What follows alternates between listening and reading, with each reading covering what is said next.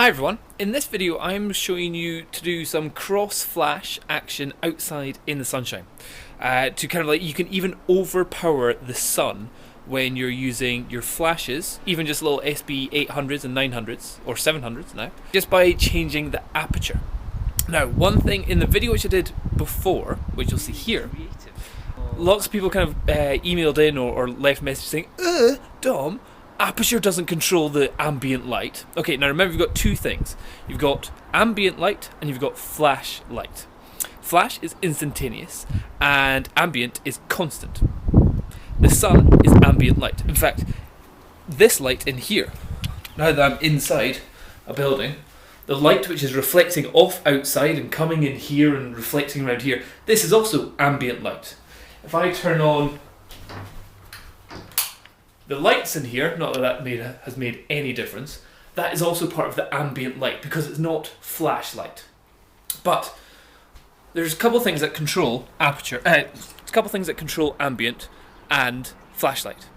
Ambient light is actually controlled by three things. Well, actually, to be correct, you wouldn't say ambient light is controlled, but the exposure that you get from the ambient light is controlled by three things: your ISO, your shutter speed, and your aperture.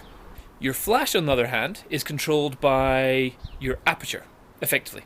And you're also restricted with your flash, with your shutter speed, with your flash, because you have a thing called a sync speed, which is how fast you can communicate with the flashes and the speed that your bit flips up and down on your sensor.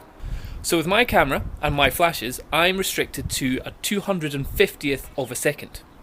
So if I take a photo with my camera in an auto mode, for example, I'm going to use it in aperture mode here, and if I have it so there's no flash going on, it's going to give me a setting of f8 and 350th of a second.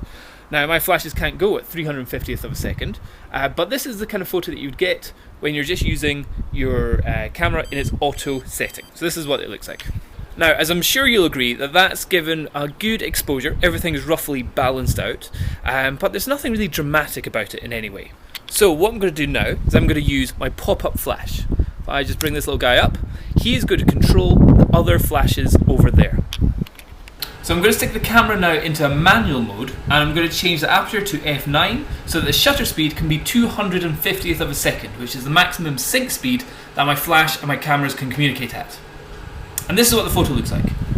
So as you see there, the flash is balancing out the shadows on the side of my face. So the sun is from over there, blinding, and that's giving shadows coming down across my face. But I've got my flash to the side there, and I've got another flash over there with a blue light on it, but that's a different thing. And what's happening is that is now filling in all these shadows, which I'm getting from my specs and stuff. But still, it's not very dramatic. So, what can we do? If we can't change the shutter speed any faster than 250th of a second, I've got the ISO as low as it can go, the only thing we can change is aperture. And if we change the aperture, it will mean that the flashes will have to work harder, but it also means less of the sunlight will be getting into the camera as well. Here's an example on this camera to show you. So just now you'll see I'm shooting at 125th of a second. If I change the shutter speed to 250th of a second, see, it's got a little bit darker, but it's not really that dark. Now if I change my aperture on the lens, you can see the ambient light is getting less and less and less. So that's me now at f22.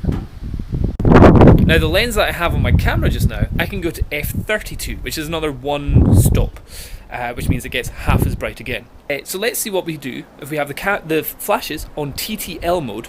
It's going to be pretty difficult for them to put out enough flash power, but I've zoomed them in onto me, and I've got them on TTL. The front one is on TTL 0, so it should be perfectly exposed, and the one behind, which has got a blue gel on it, is TTL minus 1, so it shouldn't be quite as bright blue light coming from behind. Okay, so this is the setup now. We've got the camera there, blue flash, and then normal naked flash, and little pop-up flash here, and timer pre-focused on where I'm going to be standing, and I'm going to be looking into this flash, well maybe not, on the camera there.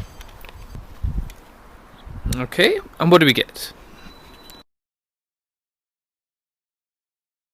In fact, it almost looks like we're shooting in nighttime and we've just got the lights from the flash. If your flashes start making a load of beeping noises, that's probably because you're still on TTL mode and it's trying to figure out all the exposure. Make sure that you've got it on center weighted exposure as well, center weighted metering. And if not, put it onto manual flash power so that the camera is just communicating with the flash and just saying blast off at this power instead of going try and figure out what flash power you're meant to be at right at that. You can tell that the communication is getting a little bit confused whenever it makes this sound.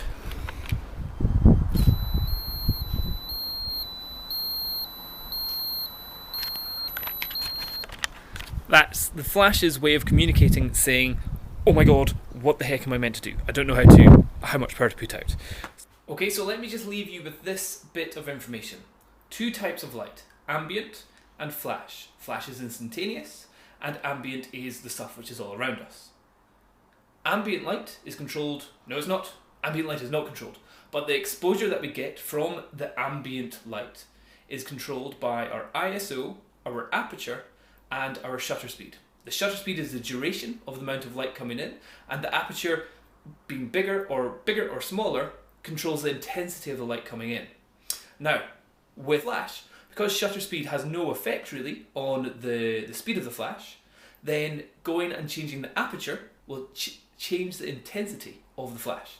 But that will also change the intensity of the light around you as well. So remember, the exposure you get from your flash is controlled by your ISO and your aperture. The exposure that you get from the ambient light is controlled by your aperture, your ISO, and your shutter speed. Okay, hope that helps. Cheers, bye bye.